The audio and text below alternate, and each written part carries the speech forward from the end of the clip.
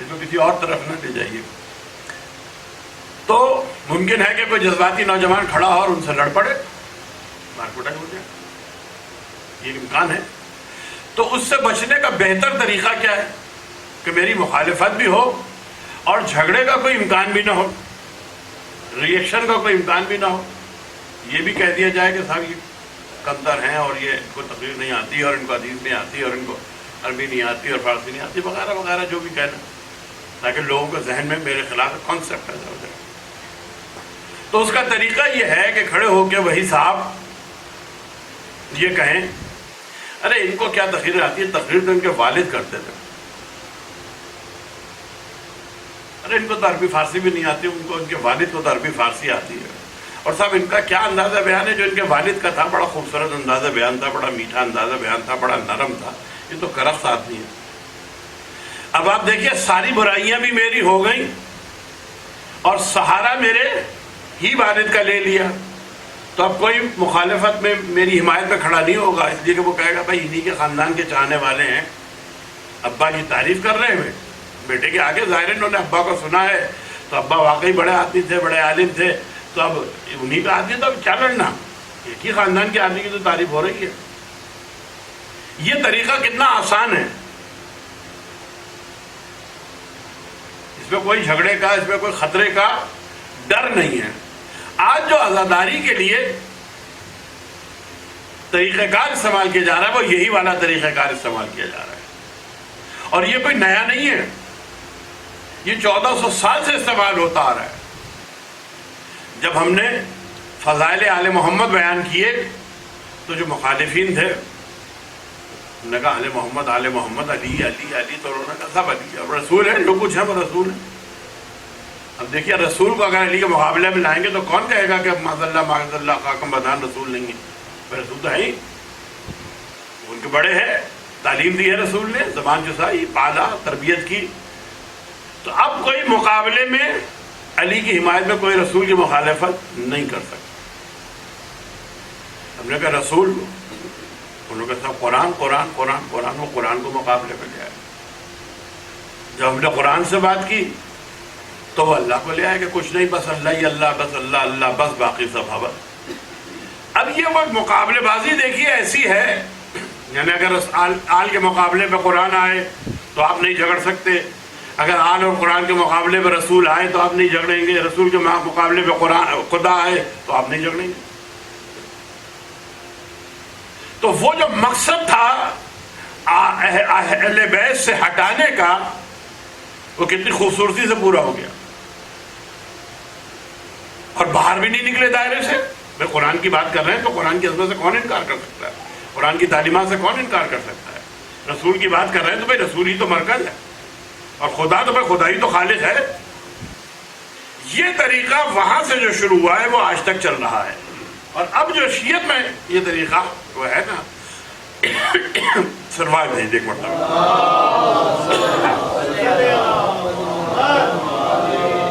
کہ تاریخ اپنے آپ کو دہراتی ہے، یہ تاریخ دہرا رہی ہے. اور سرکار خطیب مرتبت احمد مجتبیٰ محمد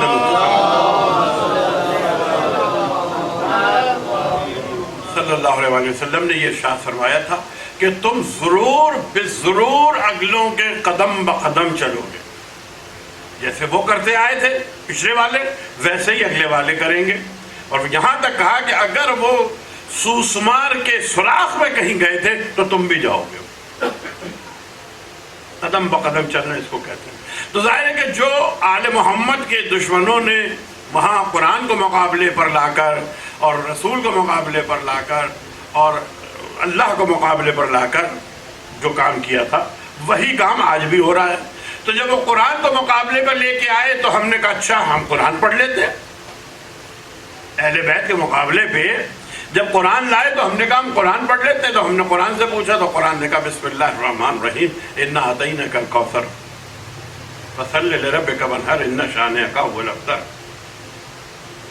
یعنی قرآن نے فضائل آل محمد پڑھنے شروع کیے، کبھی سورہ کوثر، کبھی سورہ دہر، کبھی انما یرید اللہ لیذھب عنکم الرجس اہل البیت ویطہرکم تطہیرا.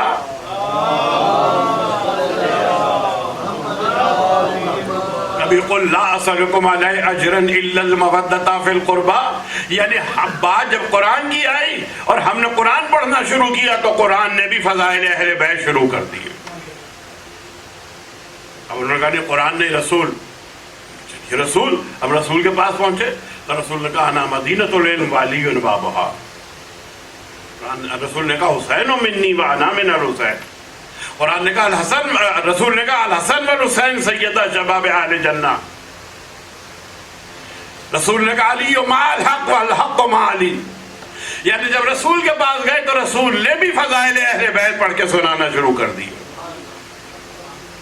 قرآن نے بھی فضائل اہل بیت پڑھے، رسول نے بھی فضائل اہل بیت پڑھے، تو ہم نے کہا نہیں رسول نہیں، اب خدا ہی خدا، بس اللہ ہی اللہ، بس باقی ضوابط۔ تو ہم نے اللہ سے کہا کہ پروردگار اب تو کیا کہتا ہے؟ تو اللہ نے کہا جو میرا قرآن کہہ رہا ہے وہی میں کہہ رہا ہوں، جو میرا رسول کہہ رہا ہے وہی میں کہہ رہا ہوں، وما ينطق عن الهوى ان هو الا وحی یوحی، میرا نبی تو کلام ہی نہیں کرتا، اور اب میں نہ دوسرا رسول بھیجوں گا اور نہ دوسرا قرآن نازل کروں گا، بس ایک حدیث میری سن لو۔ اور پڑھ کے پروردگار نے کہا انی ما خلقت السماء مبدتا ولا ارضا مدیم ولا قمرا منیرا ولا شمسا مضیئا ولا فلکا یدورا ولا بحرا یجری ولا فلکا تسری الا فی محبت ہؤلاء الخمسۃ الذین هم تحت الکساء، میں نے نہیں خلق کیا زمین کو، آسمان کو، پہاڑوں کو، دریاؤں کو، سمندروں کو، افلاک کو، مگر ان کی محبت میں جو کچھ خلق ہوا ہے وہ انہی کی محبت میں خلق ہوا۔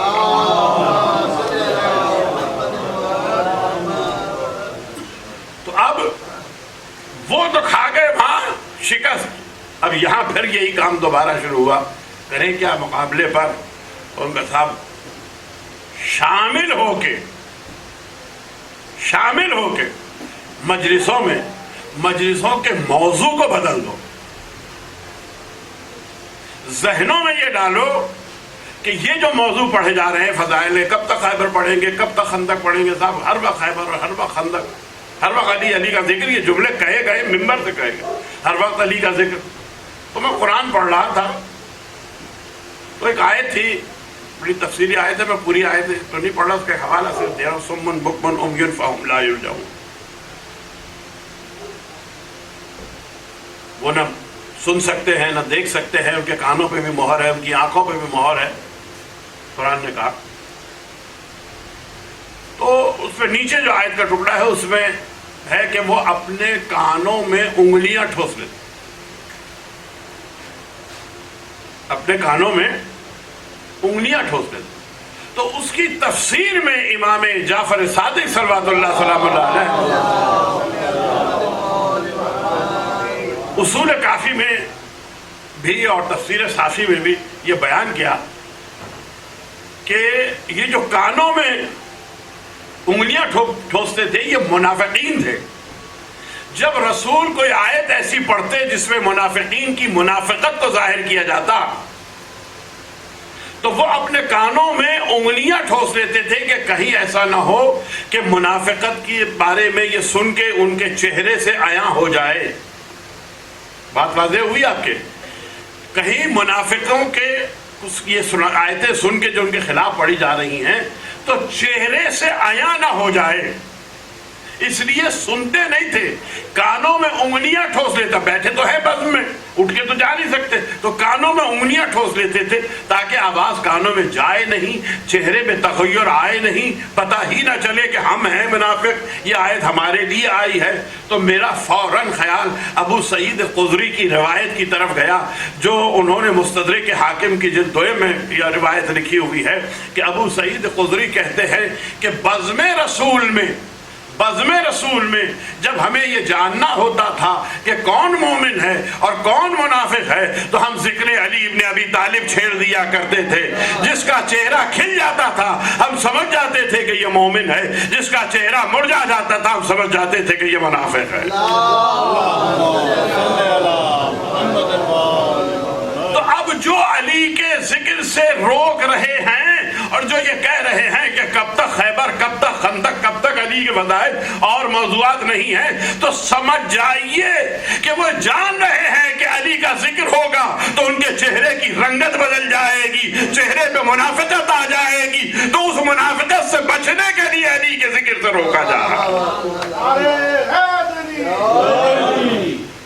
اس منافقت کو چھپانے کے لیے کہ ذکر ہی نہ کرو کہ جو چہرے کا رنگ بدلے اور فوراً پہچان میں آ جائے، کیونکہ معیار ہے، پیمانہ ہے ذکر علی ابن ابی طالب مومن اور منافق کا. اور اس میں اتنی حدیثیں ہیں، ایک نہیں ہے، اتنی حدیثیں ہیں کہ ایک مجلس پوری درکار ہے جتنی حدیثیں بیان کرنے کے لیے. یہاں تک بھی کہا اصحاب کرام نے، اور اسے عبداللہ ابن امام احمد حنبل نے بیان کیا کہ صحابہ کرام اپنے بچوں کو اپنے کاندھوں پر بٹھا کر اس راستے پہ کھڑے ہو جاتے تھے جہاں سے علی کا گزر ہوتا. یہ پہچان دیکھیے گا، اس راستے پہ کھڑے ہو جاتے تھے جس راستے سے علی گزرنے والے ہوتے تھے. اگر بچے کو علی کو دکھاتے، اگر بچہ علی کو دیکھ کے ہمکتا تو سمجھ جاتے کہ اپنا ہے، اور اگر بچہ علی کو دیکھ کے منہ پھیرتا تو اتار کے کہتے تھے جا اپنی ماں کے پاس. ایسے کتنے واقعات ہیں، ایسے کتنے پیغامات ہیں. تو اب جو ذکر علی کو روکنا چاہ رہے ہیں وہ اسی لیے روکنا چاہ رہے ہیں کہ راز نہ کھل جائے، کہ نسب کا پتہ نہ چل جائے، کہ نفاق ظاہر نہ ہو جائے. تو ایک بات یاد رکھیے گا، جتنی نمازیں پڑھیں، جتنے روزے رکھیں، جتنی زکوٰۃ دیں، یہ مطلب نہیں ہے کہ نماز نہ پڑھیں اور زکوٰۃ نہ دیں اور روزہ نہیں پڑھیں. جتنی عبادت کریں، اگر اس عبادت کے ساتھ علی کی محبت نہیں ہے تو کوئی عمل قابل قبول نہیں ہے، کوئی عمل قابل قبول نہیں ہے ذکر کرنا. تو گفتگو کل یہ تھی کہ ہدایت کیا ہے، ہدایت کسے کہتے ہیں. کل ہم نے آپ کے سامنے آیتیں پڑھی تھی، انی لغفار لمن تاب وآمن وعمل صالحا ثم اہتدی. یعنی توبہ سے ہٹ کے کچھ ہے ہدایت، ایمان لانے سے ہٹ کے کچھ ہے ہدایت، اور عمل صالح سے بھی کچھ اور زیادہ بلند ہے. ان سب کے بعد ہدایت کا نمبر آتا ہے. تب قرآن ہی سے پوچھے کہ ہدایت ہے کیا. ظاہر ہے جب قرآن نے بتایا کہ ہدایت ان سے الگ ہے، ان چیزوں سے آگے کامل ہدایت ہوتی ہے، تو قرآن ہی سے پوچھے کہ کامل ہدایت کسے کہتے ہیں، کون ہے جو ہدایت یافتہ ہے. تو قرآن نے ایک مرتبہ پکار کے کہا والذین آمنوا ولم یلبسوا ایمانہم بظلم اولئک لہم الامن وہم مہتدون. ایک لفظ میں دیکھیے قرآن کا یہ بڑا عجیب انداز ہے. ایک بہت ہی ظاہر ہے کہ 6226 آیتیں ہیں اور قیامت تک کے سوالوں کا جواب قرآن نے دینا ہے. تو قرآن نے لفظوں میں بلکہ حرفوں میں اور لفظوں میں پیغام دیا ہے. بڑے بڑے تقریریں نہیں کی، اتنی جلدیں نہیں بڑھانی تھی. قرآن کی 25-30 جلدیں نہیں اللہ کو بنانی تھی کہ ہر بات کا ایک تفصیلی جواب. یہ ہم سے کوئی سوال پوچھے تو ہم 5 منٹ کی تقریر کر دیتے ہیں تاکہ ہماری علمیت ظاہر ہو جائے کہ ہمیں یہ پتہ ہے، ہمیں وہ پتہ ہے، وہ پتہ ہے. تو ہمیں تو اپنی علمیت ظاہر کرنی ہے، خدا کو کون سی اپنی علمیت ظاہر کرنی. اس نے لفظوں میں جواب دیا، ایک لفظ. اب یہ دیکھیں کیا ہے ہدایت، ایک لفظ میں اسے جواب دیا. والذین آمنوا، وہ لوگ جو ایمان لائے وہ ہے ہدایت یافتہ. نہیں، وہ تو وہاں منع کر چکا، ہدایت یافتہ خالی ایمان لانا نہیں ہے. وَلَمْ يَلْبِسُوا ایمانہم، اور انہوں نے اپنے ایمان کو نہیں ملایا. وَلَمْ يَلْبِسُوا ایمانہم، کسی صورت میں نہیں ملایا اپنے ایمان. کس سے؟ بظلم، ظلم سے. ایمان کو ظلم سے نہیں ملایا. ایک لفظ میں جواب دیا ہے، وَلَمْ يَلْبِسُوا ایمانہم بظلم، اپنے ایمان کو ظلم سے نہیں ملایا. اولئک لہم الامن وہم مہتدون، وہ امن میں ہیں اور وہ ہیں ہدایت یافتہ. اب ایک لفظ ہے دیکھیے، اور قرآن کی آیت، ایک آیت دوسری آیت کی تشریح، دوسری آیت تیسری آیت کی تشریح، ایک بات کا جواب دوسری آیت میں، دوسری آیت کا جواب تیسری آیت میں. ایک لفظ کہا ہے کہ ظلم سے نہیں ملانا ایمان کو. ظلم سے ملایا تو ہدایت یافتہ نہیں ہو گئے. اگر ظلم کی طرف گئے، ایک آیت ہے قرآن مجید کی، وَلَا تَرْكَنُوا، ظلم کی طرف جھکنا بھی نہیں. ظلم کرنا تو بہت بڑی بات ہے، ظلم کرنا بہت بڑی بات ہے. اسلام قرآن کہہ رہا ہے کہ وَلَا تَرْكَنُوا، جھکنا بھی نہیں قرآن ظالم کی طرف. اگر جھک گئے تب بھی تمہارا ایمان ضبط ہو جائے، ایمان ختم ہو جائے. تو ایمان سے ظلم کو نہیں ملانا. تو اب ظلم سے ایمان کو کیسے ملایا جاتا ہے اور کیسے بچایا جاتا ہے؟ مسئلہ تو وہی حل ہوگا نا جہاں یہ پتا چلے کہ اپنے ایمان کو ہم ظلم سے کیسے بچائیں اور کیسے لوگ ملا رہے ہیں. ظاہر ملنا پتہ بھی چلے کہ ایسے مل جائے گا، اور جدا رکھنا ہے تو کیسے جدا رکھا جائے وہ پتہ چل جائے، تو ہمارا ایمان ظلم سے نہیں ملے گا تو ہم ہدایت یافتہ ہو جائیں گے. اب قرآن ہی سے رجوع کریں، قرآن ہی سے پوچھیں. تو ایک مرتبہ قرآن نے پکار کے کہا فَأَتَمَّهُنَّ بِكَلِمَاتٍ، جب ہم نے ابراہیم کو کلمات سے آزمایا، وَإِذَا ابْتَلَىٰ إِبْرَاهِيمَ رَبَّهُ بِكَلِمَاتٍ، جب تمہارے رب نے ابراہیم کو کلمات سے آزمایا، فَأَتَمَّهُنَّ، ابراہیم اس میں کامیاب ہو گئے. تو کہا کیا کہا؟ قَالَ إِنِّي جَاعِلُكَ لِلنَّاسِ إِمَامًا، ہم تمہیں انسانوں کا امام بنا رہے. دیکھیے ایک ایک لفظ میں گفتگو ہے ساری، ایک ایک جملے میں، ایک ایک لفظ میں، دو دو لفظوں میں گفتگو.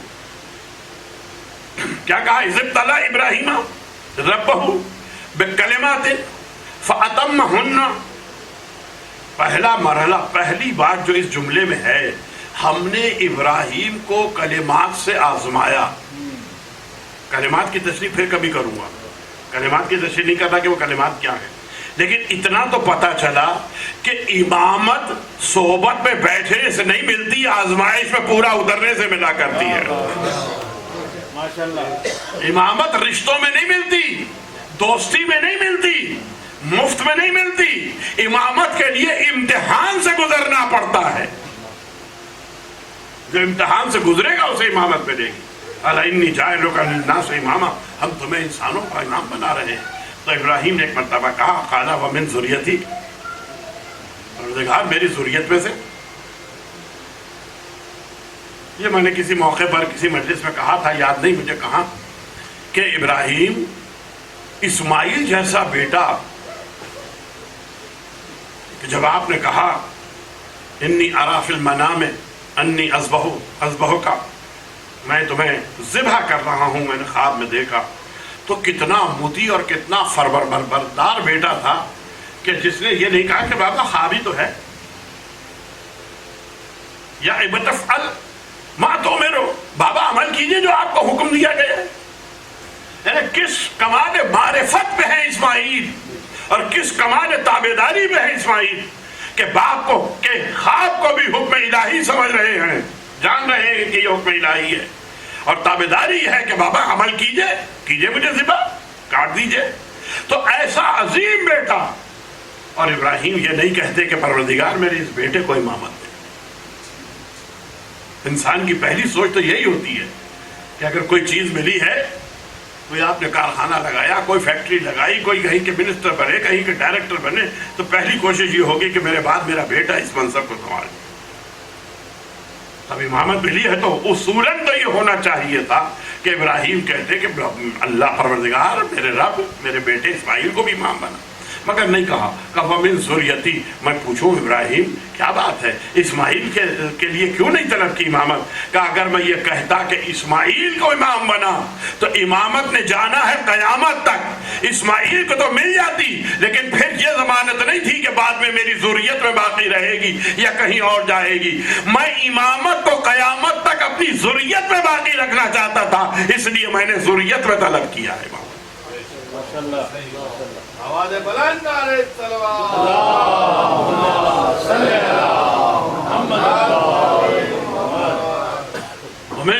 اب ایک ہی لفظ میں، جیسے میں نے کہا قرآن ایک لفظ دو لفظ میں ساری کہانیاں بیان کرتا ہے. تب قرآن نے جواب دیا، بڑی لمبی کہانی نہیں بیان کی، پروردگار نے کہا لا ینال عہد الظالمین، لا ینال عہد الظالمین، ہمارا یہ عہد، ہمارا یہ منصب ظالمین کی طرف نہیں جائے گا. ابراہیم نے ذریت میں مانگا ہے، ابراہیم کی ذریت چلے گی، لیکن جہاں جہاں ظلمت آئے گی، ظالمین آئیں گے، وہاں امامت نہیں ہوگی. جہاں امامت ہوگی وہاں ظلم نہیں ہوگا. دیکھیے 2 لفظوں میں 2 آیتوں میں قرآن نے مسئلے کو حل کر دیا. آیت یاد ہے نا آپ کی؟ آپ کو والذین آمنوا ولم یلبسوا ایمانہم بظلم، وہ لوگ جو ایمان لائے اور اپنے ایمان کو ظلم سے ملایا نہیں، وہ ہدایت یافتہ ہے. اولئک لہم الامن وہم مہتدون، وہ امن میں ہیں اور وہ ہدایت یافتہ ہے. تب قرآن نے کہا کہ لا ینال عہد الظالمین، ابراہیم امامت تمہاری ذریت میں چلے گی لیکن جہاں ظالمین ہوں گے وہاں امامت نہیں ہوگی. تب ابراہیم کی نسل میں 2 سلسلے ہیں، ایک امامت کا سلسلہ ہے، ایک ظالمین کا سلسلہ ہے. جہاں امامت سے ٹکراؤ ہے، جہاں امامت سے مخالفت ہے، جہاں امامت نہیں ہے وہاں ظلم ہی ظلم ہے، اور جہاں امامت ہے وہاں عصمت ہی عصمت ہے. جہاں امامت ہے وہاں عصمت ہی عصمت ہے. 2 سلسلے ہیں. تو اب آپ چاہیں تو اپنے ایمان کو ظلمت والے سلسلے سے ملا دیں، یا چاہیں تو اپنے ایمان کو امامت والے منصب سے ملا دیں. تو جس نے اپنے ایمان کو امامت والے سلسلے سے ملایا اس نے ظلمت سے اپنے ایمان کو نہیں ملایا. جس نے ظلمت سے ایمان کو نہیں ملایا وہی تو ہدایت یافتہ ہے.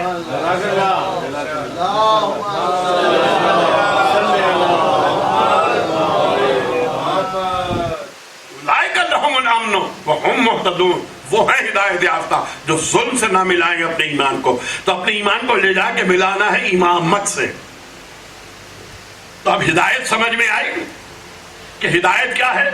جب تک کہ امامت کے دامن سے وابستہ نہیں ہوں گے اس وقت تک ہدایت مل نہیں سکتی. امامت و وسیلہ ہے. اسی لیے کل بھی جو میں کہہ رہا تھا کہ اہدنا الصراط المستقیم، صراط مستقیم کی ہدایت کر. صراط الذین انعمت علیہم، یہ لذینہ کا لفظ جو استعمال کیا پروردگار عالم نے. لوگ کہتے ہیں کہ صاحب براہ راست اللہ سے، براہ راست اللہ سے، صرف اللہ ہی سے، اللہ ہی سے، اللہ سے ہدایت مانگو، اللہ ہی ہدایت دینے والا ہے. تو وہ جو کہہ رہا ہے کہ کیا کہہ رہا ہے؟ صراط الذین، لوگوں کا راستہ. نہیں کہا کہ میرا راستہ، میرا راستہ نہیں کہا، لوگوں کا راستہ کہا. تو وہ لوگ کون سے ہیں؟ وہ سلسلہ امامت ہے، ان کا راستہ. اگر ان کے راستے پر آ گئے تو ہدایت پا جاؤ گے، اور اگر ان کا راستہ چھوڑ دیا تو پھر ہدایت تمہارے نصیب میں نہیں. اب آپ کی سمجھ میں آیا کہ اگر کوئی ممبر پر بیٹھ کر یہ کہے کہ کیا علی کا ذکر، ہر وقت علی کا ذکر، کیا خیبر و خندق کا ذکر، علی کی باتیں کچھ اور بھی پڑھو، لیلا مجنو کے قصے بھی سناؤ، تو سمجھ جائیے کہ یہ آپ کو آل محمد سے ہٹانے کی سازشیں ہو رہی ہیں. اور جو میں خاص طور سے بار بار کہہ رہا ہوں کہ جو میری نوجوان نسل ہے ان کو خاص طور سے یہ کہہ کے سب مجلسیں سن رہے، کون سے انجینئر بن گئے، کون سے ڈاکٹر بن گئے مجلسیں سن کے. کیا مجلسیں سن کے تم نے حاصل کر لیا؟ کون سا بزنس سیکھ لیا مجلسیں سن کے؟ ملا کیا مجلسیں سن کے؟ عزیزان محترم، کوئی آدمی اگر کمپیوٹر کالج میں داخلہ لے اور ایک ڈاکٹر اس سے آ کے پوچھے کہ تمہیں پتا ہے بخار کیوں آتا ہے، بخار کا علاج کیوں ہے، کیا ہے؟ تمہیں پتا ہے کہ یہ نزلہ زکام کیوں ہوتا ہے؟ تو وہ کہے گا نہیں مجھے نہیں پتا. تو ڈاکٹر کہے تم تو اپنی زندگی ضائع کر رہے ہو، 2 سال ہو گئے تمہیں اس کالج میں پڑھتے ہوئے، تمہیں یہی نہیں معلوم کہ بخار کیوں آتا ہے اور بخار کا علاج کیا ہے؟ تو اور بڑی بیماریوں کا کیا پتا؟ تو آپ مجھے بتائیے کیا اس طالب علم نے اپنی زندگی ضائع کر دی؟ بھائی وہ میڈیکل پڑھنے نہیں آیا، وہ کمپیوٹر پڑھنے آیا ہے. وہ کمپیوٹر کے کالج میں اس نے لیا ہے داخلہ. میڈیکل پڑھنی ہوتی تو میڈیکل کے کالج میں داخلہ لیتا. تو مجلسیں انجینئر نہیں بناتی، مجلسیں کمپیوٹر انجینئر، سائنس کا انجینئر، ڈاکٹر یہ نہیں بناتی. مجلسیں تو انسان بناتی ہیں. مجلسیں دنیا کے راستے تو کھولتی ہے دنیاوی اعتبار سے، لیکن اصل میں تو مجلسیں اس منزل پر پہنچاتی ہے جو تمہاری آخری مجلس ہے. یا ڈاکٹری نہیں پڑھائی جاتی، یا انجینئرنگ نہیں پڑھائی جاتی، یا کمپیوٹر سائنس نہیں پڑھایا جاتا. اگر کمپیوٹر سائنس پڑھنا ہے تو آؤ ہمارے سے لیکچر رکھو. میں نے یسرف میں بھی یہی کہا تھا رکھے میں بتاتا ہوں. سائنس کے تبدیلیاں سائنس کے کسی بڑے آدمی بھی لے آئیے، وہ نہیں بتا سکے گا، میں بتاتا ہوں. آئندہ آنے والے موسمی حالات کیا ہے، اس کی وجوہات کیا ہے، میں بتاتا ہوں آپ کو. میڈیکلز میں جو کچھ ہو رہا ہے دنیا میں وہ میں آپ کو بتاتا ہوں. بیٹھے لیکچر رکھے مگر میڈیکلز نہیں. 10 دن نہیں، 10 دن آل محمد کا ذکر ہوگا سر. 10 دن کے بعد لیکچر رکھے، میں آپ کو بتاؤں گا کہ آپ کی میڈیسنز کیا کر رہی ہیں. میں آپ کو بتاؤں گا کہ پولیٹیکلی کیا کیا جا رہا ہے، ریلیجیسلی کیا کیا جا رہا ہے، سائنس کے طور پہ کیا کیا جا رہا ہے، کیا چیزیں آپ کو متعارف کرائی جا رہی ہیں، اور اس کے نتائج آپ بھگتیں گے. 5-6 سال میں زندہ رہا تو خود بتا دوں گا، مر جاؤں گا تو میری یہ تقریریں موجود ہیں، آپ کو بتا دیں گے. 6 سال میں وہ نتائج جو دنیا کر رہی ہے انسانیت کے خلاف، 6 سال میں وہ آنا شروع ہو جائے گا. 24 ہے نا، 1930 سے ممبر پر بیٹھ کے آج ڈیٹ بھی آپ کو سن بھی دے دی. لیکن یہ موضوعات ممبر کے نہیں ہیں، یہ مجالس کے نہیں ہیں. بارہا یہ کہا جاتا ہے کہ صاحب وہ زنجیر کا ماتم کس امام نے کیا، دلیل لاؤ زنجیر کا ماتم کس نے کیا، دلیل لاؤ. تو میں اس کے جواب میں ایک ہی بات کہتا ہوں کہ کسی امام نے مجلس کے لیے بلا کے فقہی مسائل بتائے ہوں، مجھے بتا دو. چیلنج کر رہا ہوں، چیلنج. میں ممبر چھوڑ دوں گا اگر کسی امام نے کہا آؤ مجلس حسین ہو رہی ہے اور پھر فقہی مسائل لے کے بیٹھ گئے. دیوبند کے قصیدے میں کہیں ہیں فقہی مسائل؟ اخلاقیات کی باتیں ہیں، فرزدق کے قصیدے میں ہیں، سید ہمیری کے قصیدے میں ہیں. پڑھ کے بول رہا ہوں سب، میں ایسے نہیں بول رہا. آپ کو پتا ہے میں کیسٹ کا مولوی نہیں ہوں. فرزدق کے قصیدے میں ہے کہیں، ہمیری کے قصیدے میں ہے کہیں، دیوبند کے قصیدے میں ہے کہیں کہ کئی مسائل ہیں، اخلاقیات کی باتیں ہیں، وضو کے مسئلے ہیں. تو جب امام نے نہیں کیا تو تم کیوں کر رہے ہیں؟ زنجیر کے ماتم کے لیے تو دلیل چاہیے امام کی، اس کے لیے نہیں. اور اب میں 3 واقعات کم سے کم ایسے ہیں، 3 واقعات کم سے کم جو میں نے پڑھے ہیں کہ جہاں بلایا رسول نے نماز کے لیے. ایک واقعہ صفیہ ابن عبد المطلب سے منسلک، ایک عباس ابن عبد المطلب سے منسلک ہے، ایک کسی نے آ کے یہ کہا کہ کسی نے آ کے کہا. 3 واقعے میں ذمہ داری دیتا ہوں. 3 واقعے کیا کہا؟ وہاں صفیہ ابن عبد المطلب نے کہا صاحب ہم فخر کر رہے ہیں کہ جی ہم زیادہ بلند ہیں اور ہم زیادہ عالی مقام ہیں. عباس ابن عبد المطلب نے آ کے کہا کہ صاحب وہ جب آل ابراہیم کا ذکر ہوتا ہے تو یہ باتیں کر رہے ہوتے ہیں اور جیسے ہی ہم پہنچتے ہیں تو یہ خاموش ہو جاتے ہیں، چپ ہو جاتے ہیں. آل محمد کا یہ ذکر نہیں کرتے، آل کا ذکر نہیں کرتے، فضائل بیان کرتے. ایک مرتبہ بلایا قمبر کو رسول نے، الگ الگ واقعات ہیں یہ 3. بلایا کہ قمبر اذان دو. قمبر اذان دو. نا اذان کس لیے دی جاتی ہے؟ قسم نماز کے لیے دی جاتی ہے. یہ کہتے ہیں حالانکہ یہ بہت بڑی غلط فہمی ہے، اذان نماز کے لیے نہیں ہوتی. یہ کبھی پھر بیان کروں گا. اگر اذان نماز کے لیے ہوتی تو بچہ پیدا ہوتا ہے تو اس کے کان میں کیوں اذان دی جاتی ہے؟ وہ کون سی نماز پڑھ رہا ہے؟ کوئی چیز معصوم کے قول کے بغیر نہیں میں بولتا. کوئی چیز آپ کو پتا ممبر پہ اپنے ایک ایک لفظ کا ذمہ دار ہوں. نماز کے لیے نہیں ہوتی اذان. وہ پھر کبھی کہ اذان ہے کیا چیز اور کس لیے دی جاتی ہے؟ تو کہا قمبر اذان دو. جب لوگ آ گئے تو رسول کو چاہیے تھا کہ نماز پڑھائے، فقہی مسائل بیان کریں. نہیں، رسول نے اپنے اہل بیت کے فضائل بیان کرنے شروع کر دیے. تینوں مقام پر رسول نے اپنے اہل بیت کے فضائل بیان کرنے شروع کر دیے. تو یہ تو ملتا ہے کہ اذان دے کے بلایا اور فضائل اہل بیت سنائے، لیکن یہ کہیں نہیں ملتا کہ مجلس حسین کے لیے بلایا اور فقہی مسائل بیان کرنے شروع کر دیے. تو اصل چیز جو ہادی اور ہدایت کا موضوع رکھنے کا مقصد ہے وہ یہ ہے کہ مولوی معیار نہیں ہے، معیار معصوم ہے، ہادی ہے، امام ہے. ظاہر ہے کہ جو ہادی ہے وہی امام ہے.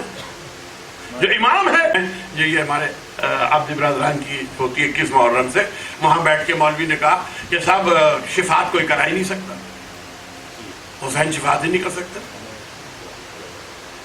یہ کہا اس نے، اور بہرحال سننے والوں نے سنا،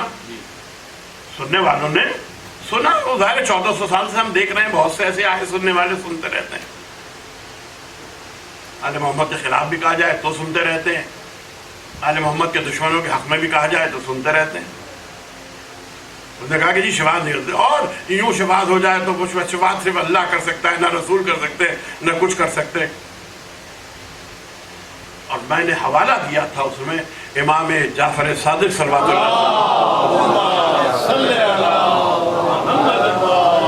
اور سرکار سے بھی یہ روایت موجود ہے کہ جو 3 باتوں کا انکار کرے وہ ہم میں سے نہیں، جو 3 باتوں کا انکار کرے وہ ہم میں سے نہیں۔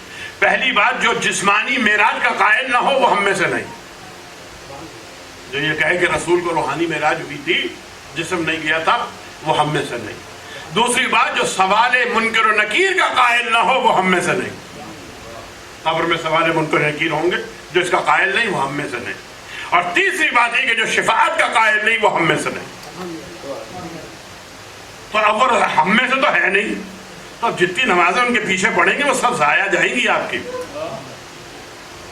لیکن وہ ہم میں سے نہیں ہے، یعنی اہل بیت والوں میں سے نہیں ہے۔ تو جب اہل بیت والوں میں سے نہیں ہے تو غیر اہل بیت والے کے پیچھے نمازیں پڑھیں گے تو نمازیں قبول نہیں ہوں گی، اس سے بہتر ہے فرادہ پڑھ لیں۔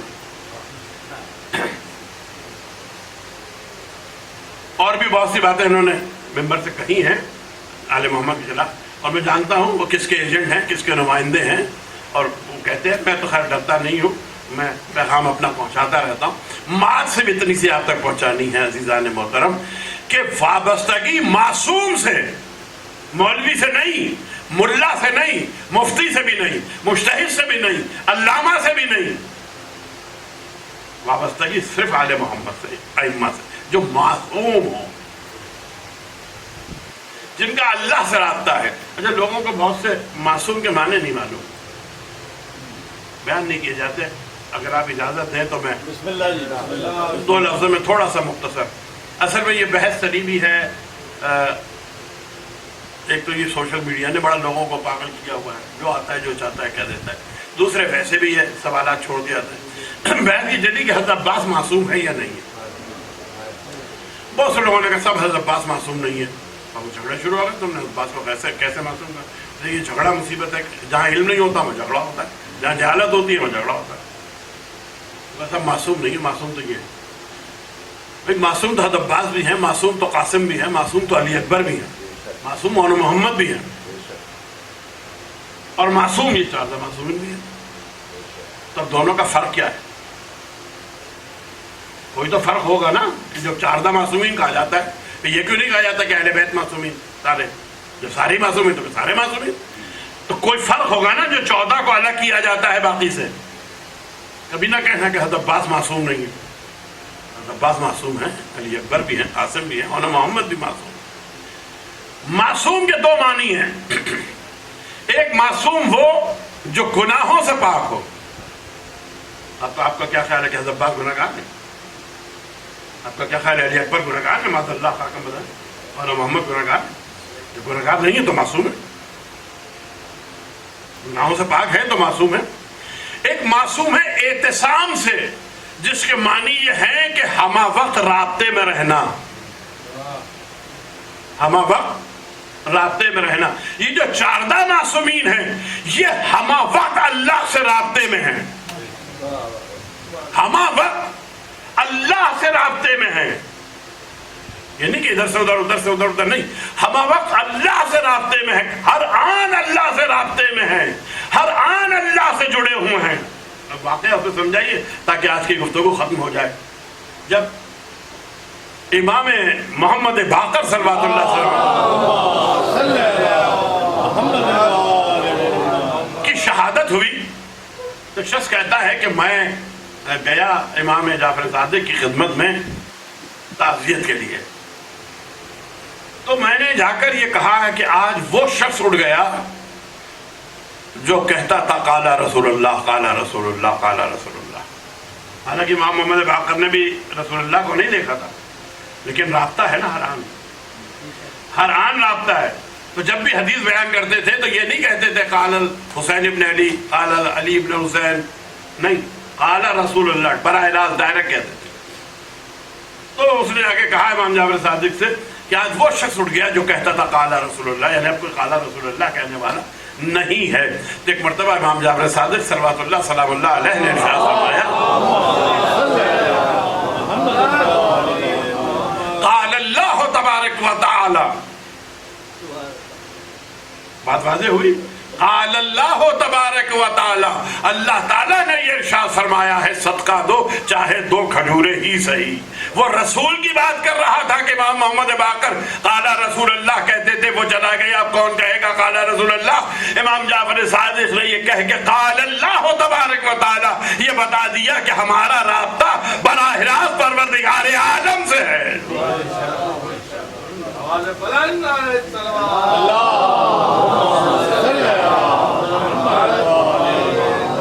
تو جو اس منزل پر ہے، منزل عصمت پر، اعتصام کی منزل پر، جس کا ہر آن اللہ سے رابطہ ہے، وہاں سے لے رہا ہے، ہم تک پہنچا رہا ہے، ہمارے لیے معیار وہی ہے اور وہی ہماری ہدایت کے ضامن ہے، اور انہی سے وابستگی میں ایمان ہے، اور انہی کی معرفت خدا کی معرفت ہے، ان کی اطاعت خدا کی اطاعت ہے، ان کا پیغام خدا کا پیغام ہے، ان سے ہٹ کر کچھ نہیں کسی مولوی کسی مفتی کا. اب دوسری صورت یہ میں کل بیان کروں گا کہ دیکھیے ان کے مرتبے کو کس طرح سے کم کرنے کی کوشش کی جا رہی ہے. یہ سب 1400 سال سے ہوتا آ رہا ہے. اگر تاریخ آپ نے پڑھی ہو یا سنی ہو تو آپ کو پتہ چلے. کل انشاءاللہ بیان کروں گا کہ کس طرح سے ان کے رتبے کو کم کر کے ایک عام انسان بنا کے پیش کیا جا رہا ہے. جیسے رسول کے لیے وہ کہتے تھے ہم جیسا، تو اب یہ امام کو بھی ہم جیسا بنایا جا رہا ہے. کوئی بڑی بات نہیں ہے، بلکہ ہم جیسے سے بھی کچھ آگے بڑھ گئے. پچھلے سال میں نے مولا کائنات علی ابن ابی طالب کا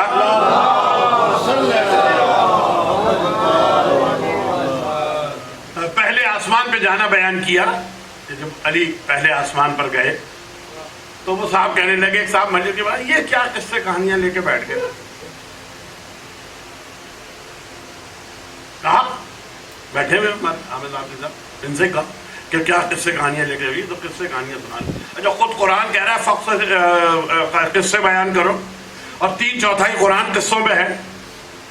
کبھی یوسف کا قصہ ہے، کبھی یعقوب کا قصہ ہے، کبھی ابراہیم کا قصہ ہے، کبھی اسماعیل کا قصہ ہے، کبھی زلیخا کا قصہ ہے، کبھی کسی کا قصہ ہے، کبھی اصحاب کہف کا قصہ ہے. تو قرآن تو قصے سنا رہا ہے اور میں علی کے قصے سنا رہا ہوں، تو آپ کو تکلیف ہو رہی ہے. اچھا یہی بات کسی ادھر سے کہہ دی کہ صاحب وہ حضرت زادہ عاملی نے کہا کہ میں جب بھی آسمانوں پر گیا تو میں نے 7 آسمانوں پر اپنے سے پہلے خامنائی صاحب کو پایا. تو خامنائی صاحب تو 7 آسمانوں پہ جا سکتے ہیں، علی ابن ابی طالب 7ویں آسمان پہ نہیں جا سکتے. یہ ذہنوں میں بٹھایا جا رہا ہے، یہ آل محمد سے دور کیا جا رہا ہے. دیکھیے میرے جیسے آپ جیسے پتہ نہیں کتنے آئیں گے، اور ایسے مولوی بھی پتہ نہیں کتنے آئیں گے چلے جائیں گے. آل محمد کی ذات پہ اثر نہیں پڑے گا، آل محمد کا مرتبہ کم نہیں ہو رہا، لیکن ہدایت کا راستہ آپ کو کبھی نہیں مل سکے گا اگر اس مولوی کے کہنے پر آپ چلیں. اس لیے کہ اللہ سے تعلق اگر کسی کا ہے تو وہ ان 14 کا ہے، اور ان 14 سے متمسک ہونے کا حکم دیا ہے اللہ نے. انہی سے وابستہ رہو، انہی کی بات سنو، ان کے ذکر کو عبادت سنو. کہیں نہیں کہا رسول نے کہ لیلا مجنو کا قصہ عبادت ہے. ذکر علی عبادت، علی کا ذکر عبادت ہے. ہمارے استاد کہا کرتے تھے کہ اگر تم بیٹھے بیٹھے کہو قرآن قرآن قرآن قرآن قرآن تو عبادت نہیں ہوگی، لیکن اگر تم بیٹھے بیٹھے کہتے رہو علی علی علی علی علی علی تو عبادت ہوتی رہے گی. کیونکہ علی کا ذکر عبادت ہے. تو جسے رسول کہے جس کا ذکر عبادت ہے، آپ اسے چھوڑ کے کسی دوسرے کا ذکر کریں. تو شافعی نے جملہ کہا تھا، گفتگو ختم ہو گئی، شافعی نے جملہ کہا تھا، شعر کی صورت میں کہا تھا، میں اردو میں ترجمہ کی خدمت پیش کر رہا ہوں کہ جب میں ذکر علی و فاطمہ اور حسن و حسین چھیڑتا ہوں، جب میں ذکر علی و فاطمہ اور حسن و حسین چھیڑتا ہوں تو کچھ لوگ کسی اور کا ذکر چھیڑ دیتے ہیں۔ اب یہ شافعی نے کہا ہے، میرا قصور نہیں، میں تو صرف آپ تک پہنچا رہا ہوں۔ جب میں علی و فاطمہ حسن و حسین کا ذکر چھیڑتا ہوں تو کچھ لوگ کسی اور کا ذکر چھیڑ دیتے ہیں۔ اشعار ہیں پورے شافعی کے کلام میں، تو میں سمجھ جاتا ہوں، عجیب جملہ کہا ہے شافعی نے، بہت سخت جملہ کہا، میں سمجھ جاتا ہوں کہ یہ کسی بازاری عورت کی اولاد ہے۔ تو جو علی کے مقابلے پہ کسی اور کا ذکر چھیڑے تو وہ اپنے نسب کا اعلان کرتا ہے۔ ذکر علی ہی کا ہوگا اور علی کے مقابلے پہ کوئی نہیں آ سکتا۔ ذکر حسین کا ہوگا، حسین کی مجلسیں ہیں، حسین کے مسائب ہوں گے، حسین کے بابا کے فضائل ہوں گے۔ ٹھیک ہے، جزیات میں کوئی بات آ جاتی ہے تو ہم بھی بیان کر دیتے ہیں، یا اصحال ثواب کی مجلسیں ہوتی ہیں تو اس میں بھی ہم اصلاحی پہ مجلسیں پڑھ دیتے ہیں۔ لیکن جو ایام عزا کی مجالس ہیں اس پہ صرف فضائل آل محمد ہوں گے اور مصائب آل محمد۔ لیکن یہ جو کانسیپٹ ڈیولپ کیا گیا ہے کہ پڑھے لکھے ہو تو دوسرے موضوعات پہ، دنیاوی موضوعات پہ گفتگو، جہاں صاحب آپ پڑھے لکھے لوگوں نے لہٰذا دنیاوی موضوعات، یہ کیا کہ ہر وقت خیبر سن لی، خندق سن لیا، یہ تو وہ ماتمی لوگ سنتے ہیں۔ یہ کانسیپٹ دیا جا رہا ہے پڑھے لکھوں کو، اور ایک اسٹیٹس کو بن گیا ہے، یہ اسٹیٹس کو بن گیا ہے گاڑی والوں کا، صاحب گاڑی میں ہے تو فلاں صاحب کو سنیں گے، اس لیے کہ وہ ادھر ادھر کی باتیں ہمیں سناتے ہیں، وہ خیبر و خندق نہیں سناتے۔ یہ اسٹیٹس کو آل محمد کے مقابلے پہ کچھ نہیں ہوتا۔ کسی بڑے سے بڑے صدر امریکہ کے بھی اگر آپ بات سن لیں گے تو آل محمد کے مقابلے پہ کچھ نہیں ہے ذکر آل محمد کے۔ ایک چھوٹا سا ان پڑھ سا بھی آدمی اگر آل محمد کا ذکر بیان کر رہا ہے اور صدر امریکہ کو کچھ ذکر کر رہا ہے تو وہ عبادت نہیں ہے جو یہ ایک چھوٹا سا آدمی ذکر کر رہا ہے، یہ عبادت ہے جو آپ کی بخشش اور ہدایت کا سبب بن سکے۔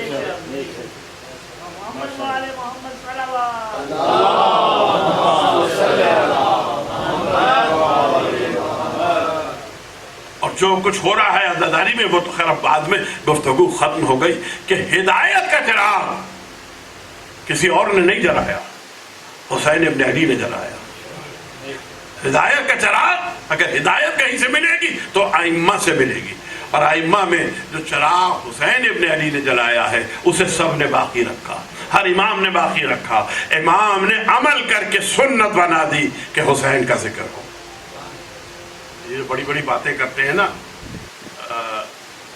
دیوبل کا جب انتقال ہوا نا، دیوبل کو تو جانتے ہیں نا، نام سنا ہے نا دیوبل کا، جس نے اشعار کہے امام رضا کی بارگاہ میں۔ کیسا آدمی تھا معلوم ہے آپ کو؟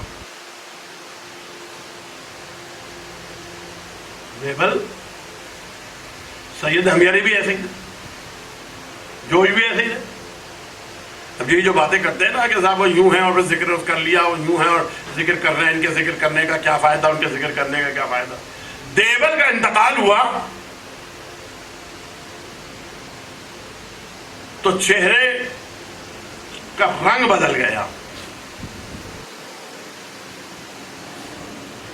دیوبل کے بیٹے نے جا کے امام سے کہا، دیوبل کے بیٹے کا کہنا ہے کہ بڑی جانکنی کے عالم سے دم نکلا بڑی مشکل سے، اور چہرے کا رنگ بدل گیا اور ایسا ہو گیا۔ تو اس نے کہا کہ یہ کیسا مذہب ہے، ساری زندگی امام کی خدمت کی اور یہ عالم۔ تو اس نے سوچا کہ میں یہ مذہب ہی چھوڑ دوں، جب اس مذہب میں یہ ہو رہا ہے ساری خدمت کرنے والے دیوبل کا، تو پھر اس مذہب میں رہنے کا کیا فائدہ۔ جب وہ دفنا کے آیا تو رات اس نے خواب میں اپنے باپ کو دیکھا، چہرہ نورانی ہوا ہوا۔ دیکھا یہ کیا، کہ وہ جو چیز تھی وہ میرے اعمال کا نتیجہ تھا، یہ جو کچھ ہے وہ آل محمد کے ذکر کا نتیجہ ہے۔ یہی سید ہمیری کا ہوا۔ سید ہمیری نام ہے، سید نہیں ہے، سید حمیری نام ہے. سید حمیری کا جب انتقال ہوا تو چہرہ سیاہ ہو گیا. وہ بھی تو کہا لوگوں نے کہ بھائی یہ ہوتا ہے آل محمد کے چاہنے والوں کے ساتھ. تو کوئی دوڑا گیا امام کے پاس. امام دل موجود. کہا مولا آپ کی محبت بدنام ہو رہی ہے. یہ دیکھیں چہرہ سید حمیری کا سیاہ ہو گیا. لوگ کہہ رہے ہیں کہ آل محمد کے چاہنے والوں کا یہ انجام ہوتا ہے. کہا جاؤ اب جا کے چہرہ دیکھو. جاؤ اب جا کے چہرہ دیکھو. اب جو واپس آیا تو چہرہ نورانی ہو رہا. یعنی وہ جو گناہ ہیں ان کی تکلیف ہوئی, ازالہ ہوا, اور پھر وہ جو کار ثواب امام کی خدمت میں کیا تھا اس کا فوراً اجر ملا اور چہرہ نورانی ہو گیا. تو کسی کی نمازوں کو مت دیکھیے گا. میں وہ قرآن کی آیتیں پیش کر دوں گا ساری. کیا ہوتا ہے نمازیوں کو دیکھنے کا. میں نے اپنے مشاہدے اور تجربے میں دیکھا ہے لوگوں کو. یا لوگ یہ بہت کہا جاتا ہے نماز نہیں پڑھتے ماتم کرتے ہیں, نماز نہیں پڑھتے ماتم کرتے ہیں. نماز اپنی جگہ ہے. نماز کیسے اختلاف کس کا ہے؟ کس نے کہا کہ وہ نماز جو نہیں پڑھ رہا وہ مجلس کی وجہ سے نہیں پڑھ رہا, ماتم کی وجہ سے نہیں پڑھ رہا؟ ایسا تو کوئی بھی نہیں ہے جو ماتم کی وجہ سے نماز چھوڑ رہا ہو. جو نہیں پڑھ رہا وہ ویسے بھی نہیں پڑھ رہا, وہ سال کے 10 مہینے بھی نہیں پڑھ رہا. اسے آپ کہیں کہ بیٹا نماز پڑھو, مولا کا حکم ہے. تمہارے مولا نے نماز پڑھی. کہا جو نماز کا منکر ہے وہ کافر ہے, اور جو نماز نہ پڑھے وہ ہم میں سے نہیں ہے. جو دوزخ میں جائیں گے وہ کہیں گے کہ ہم نماز نہیں پڑھتے تھے, وغیرہ وغیرہ جو تبلیغ کا طریقہ ہوتا ہے. لیکن یہ ماتم سے ٹکراؤ, یہ ٹکراؤ معیار نہیں ہے. بس محترم گفتگو ختم ہو گئی. آج 2 محرم ہو گئی, اور وہ قافلہ جو مدینے سے چلا تھا 28 رجب کو اور مکے آیا, اور مکے سے 8 ذی الحجہ کو چلا, وہ قافلہ آج کربلا کی سرزمین پہ داخل ہو. وہ قتل گاہ حسین کی آ گئی. ارباب مقاتل لکھتے ہیں حسین گھوڑے پہ سوار تھے. ایک مرتبہ گھوڑے نے آگے بڑھنے سے انکار کیا. ہر چند کوشش کی مولا نے, نہیں چلا.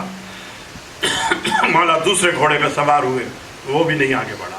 تیسرے گھوڑے پہ آگے, 7 گھوڑے بدلے مولا, لیکن کوئی گھوڑا آگے نہ بڑھا. ایک مرتبہ حسین نے پوچھا یہ سرزمین کا نام کیا ہے؟ لوگوں کو بلایا اور کہا سرزمین کا نام کیا ہے؟ کسی نے کہا اسے شت فرات کہتے ہیں. کہا اس کا کوئی اور بھی نام ہے؟ کہا اسے ماریا کہتے ہیں. اس کا کوئی اور بھی نام ہے؟ کہا اسے نینوا کہتے ہیں. اس کا کوئی اور بھی نام ہے؟ کہوں گا اس کے آگے چپ ہو جاتے ہیں. کہتے مولا کوئی اور نام نہیں ہے, نہیں معلوم کوئی اور نام, لیکن کسی کہنے والے نے کہہ دیا مولا اسے کرب و بلا کہتے ہیں. بس کرب و بلا کا نام سنا, حسین گھوڑے سے اترے, مٹی اٹھائی, حسین نے مٹی سونگی اور کہا انا للہ و انا الیہ راجعون. یہی وعدہ گاہ ہے, یہی وہ جگہ ہے جس کا ہم نے وعدہ کیا تھا. اب یہ خیمے یہیں لگائے جائے, اب یہیں ہمارے سر کاٹے جائیں گے, اب یہیں ہماری قربانیاں دی جائیں گی.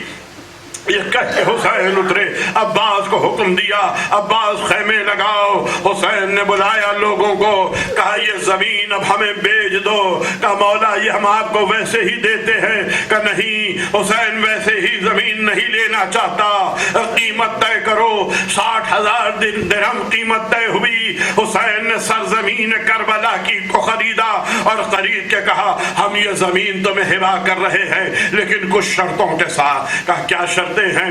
کہا پہلی شرط تو یہ ہے کہ جب ہمیں یہاں قتل کر دیا جائے اور یہاں سے یہ ہمارے قاتل چلے جائیں تو ہماری لاشوں کو اس زمین پہ دفنا دینا. یہ ہماری پہلی شرط ہے. اور ہماری دوسری شرط یہ ہے کہ جب تم یہاں ہمارے مہمان آئیں تو انہیں 3 دن مہمان رکھنا جو ہماری زیارت کے لیے آئیں. پھر حسین عورتوں کی طرف مخاطب ہوئے کہ دیکھو اگر کسی خوف کی وجہ سے تمہارے مرد ہمارے لاشوں کو نہ دفنائیں تو تم آنا ان کو غیرت دلانا تاکہ یہ ہمارے لاشوں کو دفنا دیں. پھر حسین نے بچوں کو بلا کے کہا بچوں اگر تمہارے ماں باپ ہمارے لاشوں کو نہ دفنائیں تو تم کھیلتے ہوئے آنا, ایک ایک مٹھی مٹی لے کر ہمارے بے کفن لاشوں خیموں پہ ڈال دینا تاکہ ہماری تزئین ہو جائے. خیمے لگائے گئے. بیبیاں اتری. جیسے ہی زینب نے زمین پہ قدم رکھا ایک مرتبہ مٹی کے بگولے نے شہزادی کا گھیرا کیا. خیمے میں آئی تو آواز گریہ آئی. ایسا لگ رہا تھا خیمے کے پیچھے کوئی ماں اپنے جوان بیٹے کا ماتم کر رہی ہے. علی کی بیٹی نے گھبرا کے فضا کو بلایا. اماں فضا، اماں فضا، ذرا میرے بھائی کو تو بلاؤ.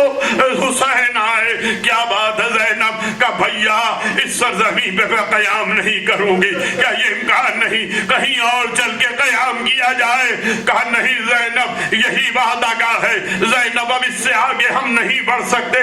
بات کیا ہے؟ کہ بھیا جب سے میں نے اس سرزمین پہ قدم رکھا ہے عجیب عجیب واقعات ہو رہے ہیں. پہلے مٹی کے بگولے نے مجھے گھیرا، اب خیمے کے پیچھے سے ایسا لگتا ہے جیسے کوئی بیوی اپنے جوان لال کا ماتم کر رہی ہے. کل زینب پہچانا نہیں، ارے یہ کوئی اور نہیں ہماری ماں فاطمہ زہرا.